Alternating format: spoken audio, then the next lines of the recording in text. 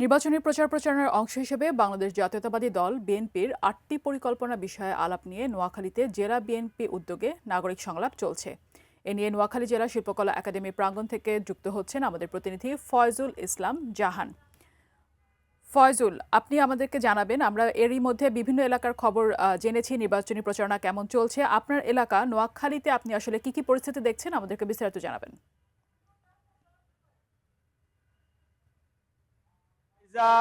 ত্রয়োদশ জাতীয় সংসদ নির্বাচন উপলক্ষে নোয়াখালী 6টি সংসদীয় আসনে প্রচারণা শুরু হয়েছে।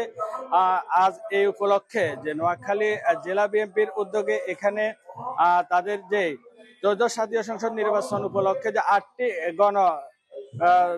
গুরুত্বপূর্ণ বিষয় নিয়ে তারা এখানে জনজিজ্ঞাসা ও আলাপ নিয়ে একটি নাগরিক সংলাপের আয়োজন করেছেন। তো এখানে তাদের এই যে নাগরিক সংলাপ, এখন এই শিল্পকলা প্রাঙ্গণে আমি দাঁড়িয়ে আছি। শিল্পকলা হল মিলনায়তনে জেলা বিএনপি নেতৃবৃন্দর এখানে উপস্থিত আছেন। পাশাপাশি এখানে নাগরিক সর্বস্তরের নাগরিকদের নিয়ে তারা বিভিন্ন বিষয় নিয়ে এই নির্বাচন উপলক্ষে সাধারণ মানুষদের এক ধরনের প্রতিশ্রুতি দেওয়ার উপলক্ষে তারা এখানে এই আলাপটি করছেন। তো এখানে এই উদ্যোগের একজন আয়োজক কমিটির সদস্য, তার কাছে আমরা জানতে চাইবো যে এই 8টি গুরুত্বপূর্ণ বিষয়গুলো কি একটু তিনি যদি আমাদেরকে